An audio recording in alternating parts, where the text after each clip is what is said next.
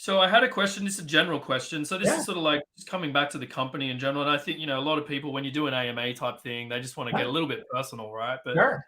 um, so there was a raise, I think it was last year. Is that November, right? yep.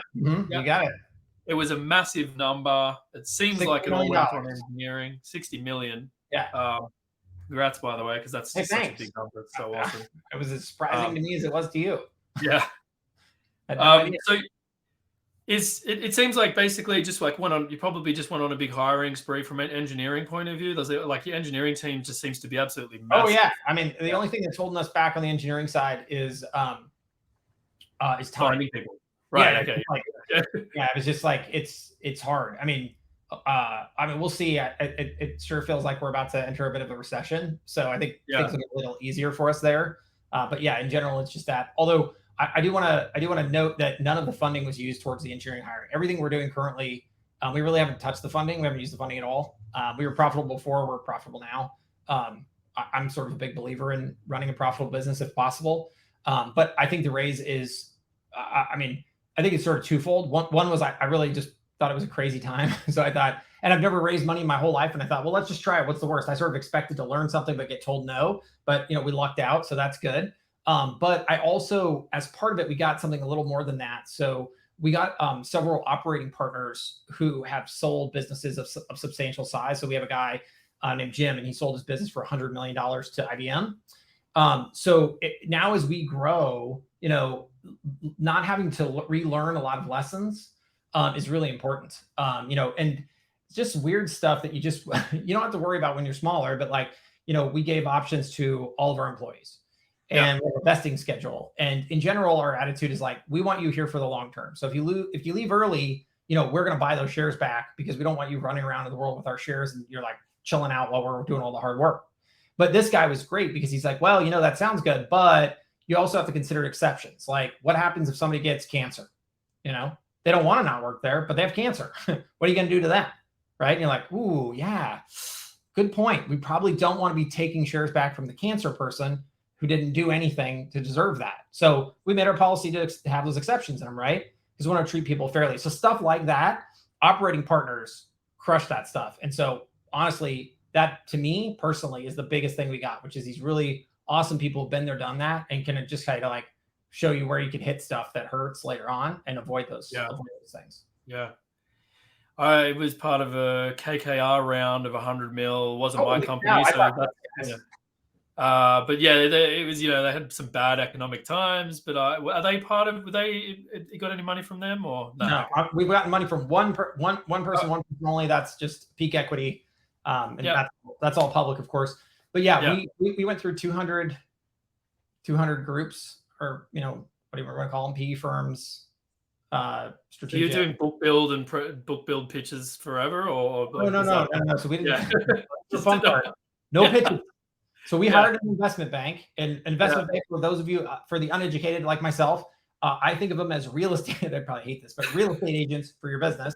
But they yeah, know all the people, right? So they prepare the deck, they go out to market, they get everybody interested, and then they create a bidding war. This is the great part about actually what they do is they basically ask for the first bid, and then they tell everybody the same thing, like, "Ooh, sorry, your bid's really low. If you want to stay in this, you better kick it up a notch." And then just off the back of that, they kick it up. Then you sieve out like your best of the best, and you keep another 10 guys, and then you go back to the 10 guys, and you're like, all right, you made the second round. That's great news. But the bad news is time to up the ante if you want to win. And so they just create this crazy bidding situation, right? But what also happens is you get an opportunity to really talk to people and meet people and figure out who you're going to jive with. Because a lot of the guys we talk to, they're like, we write you a check, you take money, you do stuff. You report back to us with financials, but other than that, we're not interested in you. And I didn't like that personally. So I liked Peak a great deal because they said, oh yeah, we've got those money dudes, but don't worry, you don't have to really talk to them if you don't want to. But we have these operating guys who we really want to be involved to try to help you. And I was like, that's great. Everybody needs help, right? I'll take it. Free coaching. yeah, yeah. Oh, awesome! That's such a cool story. Cool. Right. So, a couple of people, like, I had this question come up more than once. That's why I sort of made the list. But people are curious about the organizational structure and kind of who's who in the zoo, right? So, Yeah, can you give sure. me insight? Yeah. Who's who? I didn't even know you were one of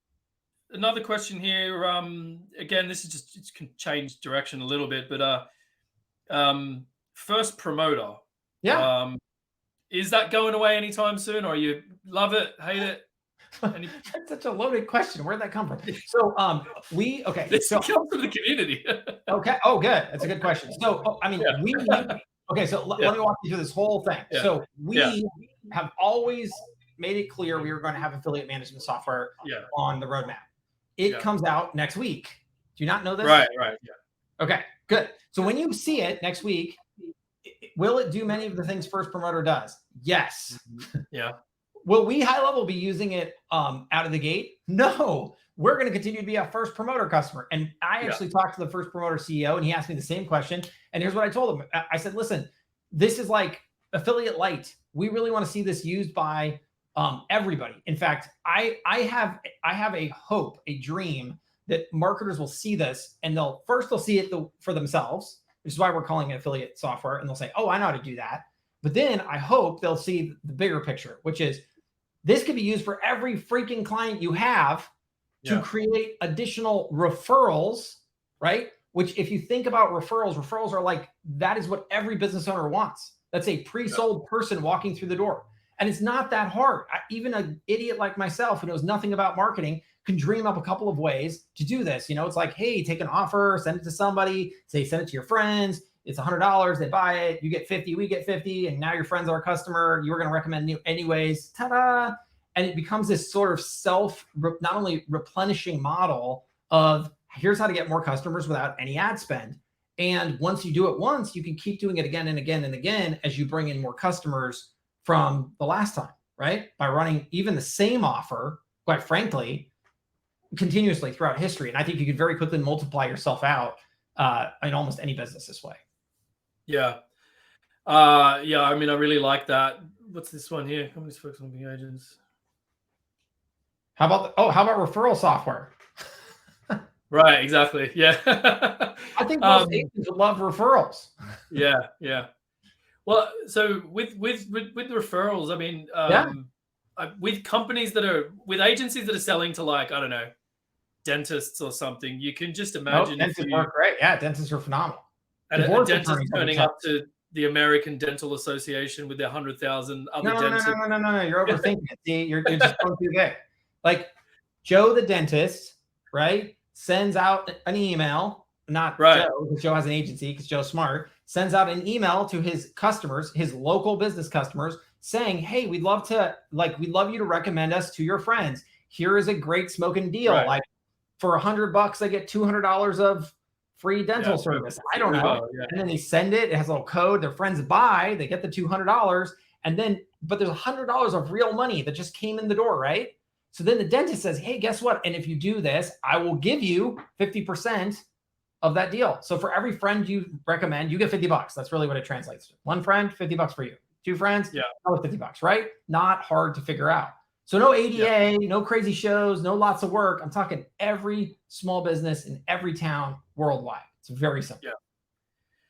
Yeah, I think that's the sort of the one of the golden moments in product-led growth. I think Peter Thiel refers to that as escape velocity, right? Have you read 0 to 1? Sounds good to me. Yeah, if you read 0 to 1. Oh, no, haven't read that one yet. Yeah, he just talks about, like, so when you have a viral loop or a network effect, because they talk about things like LinkedIn or whatever, then escape velocity is essentially that growth happens at a certain rate that compounds faster than you can kind of stop it, right? Well, so and I think that what I like about talking this idea down is, like, I think when you read books like that, they feel very big in their like, it's almost like you got to like win the Super Bowl or something. Like, you know, jump up to like some big level to like be successful. This can be done on a grassroots level and create tremendous amounts of success for any small business. It's not that hard, right? Like, it's just not, it's very simple. And I think of it like Google Business Messaging integration or missed call text back, the most unsexy thing ever. Yeah. And yet we can all say we've called the business trying to give them money and they haven't picked up the phone. Isn't that like beautiful? Like, you can fix that problem for anybody and everyone has it. Everyone has that problem. The real estate agents, divorce attorneys, plumbers, they all don't pick up their phone sometimes. And if you just text back and say, hey, I'm on the other line, do you need to book an appointment? 99% of people, yes, that's why I was calling you, right? Yeah. I have sold that feature on its own, like it's its own company, like so many times. I mean, these are not, these are not like really rocket sciencey concepts. I think this is where we try to get people to think differently. Like this is why I love agencies so much, because all of you think, gosh, how can I really help this person? I can dig in, I'm gonna do something super custom, I'm really gonna rock it out for them. But I hate all of you for the same reason, because what you gotta realize is like most of you sort of die on your way to that goal, because they just can't stomach how much difficulty or pain or time or money or all of the above that it takes to truly create that. So if you just swoop in with these like easy, simple, quick wins, you can create that recurring revenue stream. And some of them will hang with you to glory, don't get me wrong, but most will not. I'm sorry to tell you. And it's not because you're a bad person or because you don't do a great job or because you haven't communicated properly or set expectations or any of that other nonsense.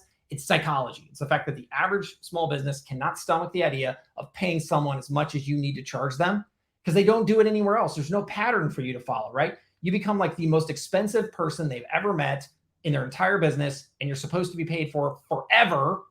And so then they're like, no, sorry, that can't be a thing. So they quit. And it's stupid and they're wrong, but that doesn't change the fact that they're going to be stupid and wrong forever. So you just, if you want to help them, you need to help them in the way that they're willing to be helped. Yeah, no, that's good. I think it reminds me of an example. I mean, that happens even in like big organizations. Like I have a company that I just churned, unfortunately, but Sorry. that's all right. But they were at 1.2 billion revenue, right? Like big company. Big. And they went, this is great. It's a software company that we subscribe to, and there's a bunch of services. And they did not use me, but because they've got this big procurement department that just pays the bills, they just basically gave me a ton of money for a number of months and then said, oh, can you send this one email newsletter out? And I was like, yeah, I can. And then at the end of it, they said that one email newsletter cost us like $12,500. So then they ended up like, hey man, I've been here the whole time. It's not my deal. Yeah, exactly. Right? But that's See, that's tough, right? That's why I don't like big companies, because you like, you got crushed by the machine. Like it's ridiculous, right? It was like, I tried to help you. You said you were too busy, right? It's like, and I have to get permission to help you, actually, because you have all these different gatekeepers and all that. This is why I love small business so much, right? Because most big businesses are about holding the hill. They're like, okay, we're at the top of the hill. Our goal is to stay right here and take no risks. And if we see somebody coming up the hill, our goal is to kill that person so they don't get to the top of the hill. But that means don't innovate, don't do anything new, just hold the hill, right? And ultimately, I think that's why small business is so great. But a lot of these technologies, what's great about most small businesses is they're too busy, but they don't have the gatekeepers. So you're like, okay, I'm going to go turn on missed call text back. I'm going to put in Google Business Chat. I'm going to put a web chat widget on your website, right? And ultimately, very quickly, they're going to get results, and very small, tiny little incremental results drive huge returns for these folks. So if you can do it in a utilitarian fashion, like you mentioned, $300 a month, whatever, you just crush it all day long. I mean, I always love to throw out podium.com, like go look them up. Over 100 million in revenue, doing very simple things. Lehigh, Utah-based company, all kinds of durable, small, single location businesses. There's a primary customer base. Like, awesome job that they've done. Except lots of money raised, super high, cost of acquisition, no services to back it up. So when those customers do need more, they don't have it. Like, that kind of thing. This is why agencies can go in using HighLevel and just crush those guys. Yeah, definitely. No, I like that.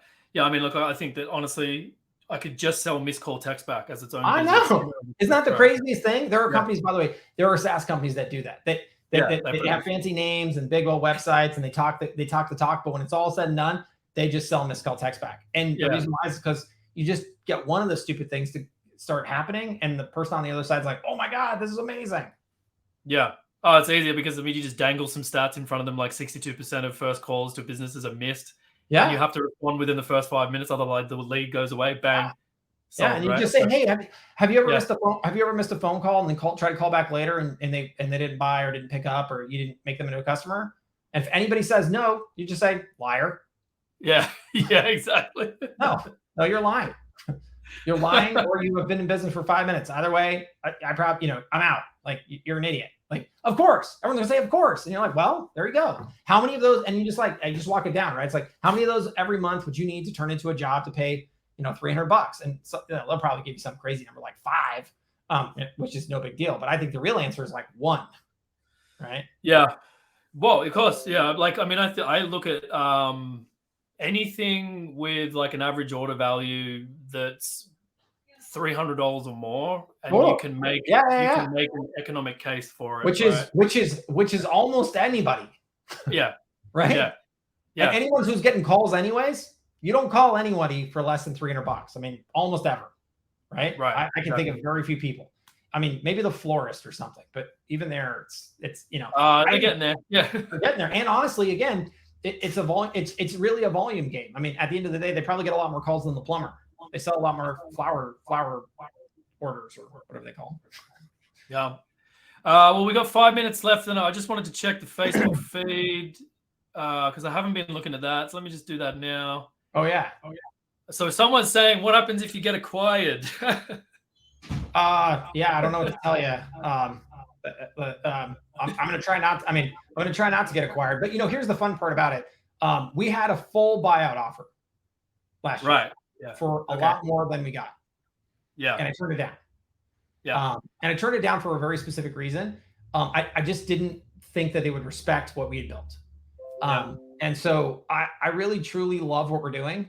I feel like we're on to something just absolutely like earth-shatteringly, game-changingly different. But the reason why it's different isn't because like I'm so smart and I've cooked something up. It's because we figured out how to partner with our customers, right? We've truly brought them in. Like we're sharing the revenue with them, but it's not sharing. It's like co-creating, right? Yeah. We don't work without them. It's not like every other stupid software company where they're like, hey, would you like to give me your customers? And they're like, I guess, because you got these tools. And then and then all of a sudden you're like, oh, but wait, hold, my customer fired me because they think that your software's doing all the work, even though I'm doing all the work. And then the company looks back and is like, sorry, sucker, got your customers now, bye. Like, that's not our deal. When you lose, we lose. And so anybody who acquires us, if that were to ever happen, by the way, which just so everyone knows, all the stuff you read in the paper, that's sort of like reading about lightning strikes. It's like, yes, lightning does strike, but not very often. It's not like a thing. There's millions and millions of companies that never get it acquired. So all that to say, if that were to happen, I would only do that with somebody that I felt like would respect what we've built and not destroy it. And in the meantime, and forevermore, we'll be the best. We're the best bet in town for all of you because we love you to death and we think you're amazing. And we're not after your customers, and we never will be. And nothing will change that so long as I'm around. And no one else will change that because they're all a bunch of selfish jerks. That's a great answer to that question. Thank you. No, I think like when you look at the vision of doing something like a platform, which you say you did organically, never intentionally, I always feel like the best use cases or case studies that you could ever hear are ones you never thought that someone would ever do. Totally. Are you kidding me? You're so right. Heck yeah, man. Like I can't tell you how many stories people have told me of the way that they've turned their own lives around utilizing our platform. And I want to be really specific about that because let me tell you something. I did not tell them how to do any of it. They are geniuses in their own right. I just feel so fortunate to be part of their journey. And I listen to their stories, and when I meet them, I'm just floored at the amount of pain and suffering some people have been through and actually gone through it and become successful off the back of it. I listen to that story and I'll be like, if I was in that situation, I would have quit. Yeah, right. I could not have had the fortitude that you had, sir, or you had, ma'am. I would have quit. So props to you. That's pretty amazing. Yeah, cool. Can I answer this one? Can I answer what qualifications do you think a small business? Go. Yeah. Okay, so check this out. Nothing. Okay, and I have proof of this. So here's the deal. Like, okay, there's a company out there who is publicly traded in the U.S. The U.S. stock market. They're a multi-billion-dollar company, and they are selling a white-labeled version of somebody else's SaaS, not ours. And they're doing with a field sales team that they have had in place for 30 years. And that field sales team has spent the last 30 years selling Yellow Pages. So I don't know. Do they have Yellow Pages back in your day in Australia? Yeah. You know what that is? Yeah. Okay, I don't know. I see they have it everywhere, right?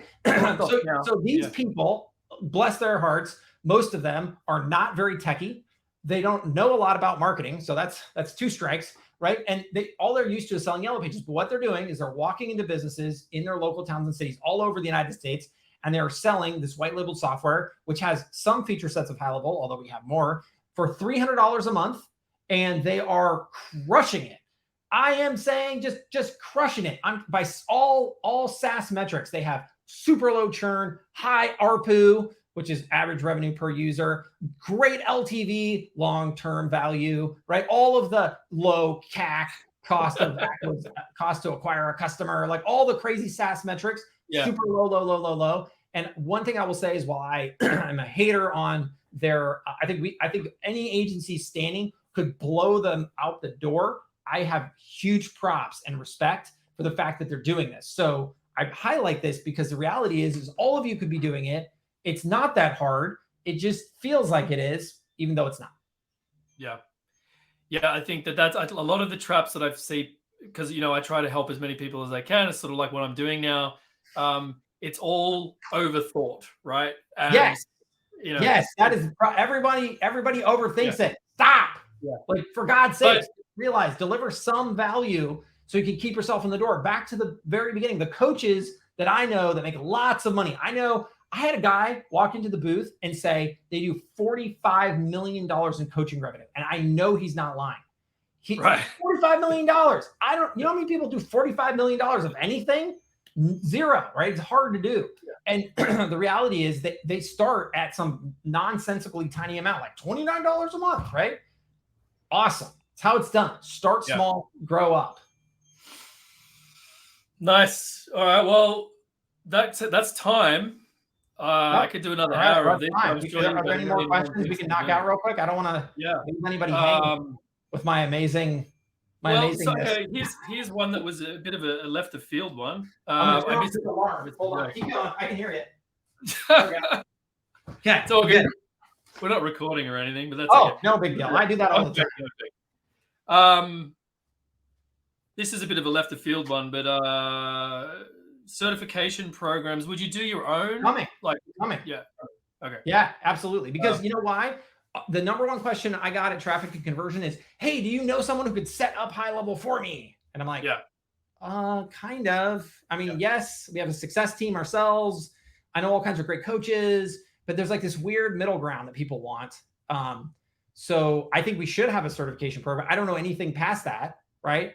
I think we should have really smart, good, awesome people who are somewhere in the middle. Like, maybe they're coaches, but maybe they're not. They aren't part of our team. They're external to us, who can really like get in and, I don't know, do all the stuff you know people feel like they need to do. So I want to meet that need. How to do that and all the right answers there, I have no clue. But that's what Robin, my co-founder, that is what he's starting to work on right now. Right. Awesome. Social wise, are you going to be, I assume you're just going to continue to add as much social integration as you can. People are asking about TikTok and stuff, right? Yeah, TikTok's up for next quarter. Quarter. Oh, it's now this quarter. Q4. Wow, awesome. Yeah. In fact, we'll have TikTok lead ads like next week.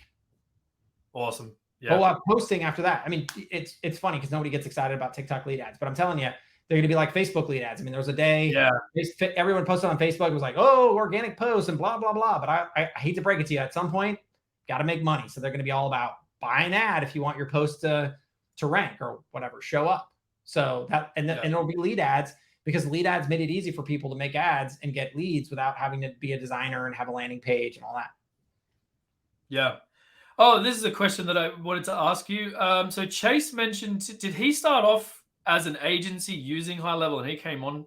To be respectful to the full story, he worked as an employee, I believe, employee would be the right term, at an agency, absolutely, that used HighLevel for sure. Right. That's cool. I just it is cool. In fact, that's what makes Chase so ace, right? Like, that rhymes. But ultimately, he understands the agency. So his role at that agency was really operations, if you think about it, right? Like taking the tools and really making them work. So he understands when he's saying something, he's not like me, like just making it up as he goes along.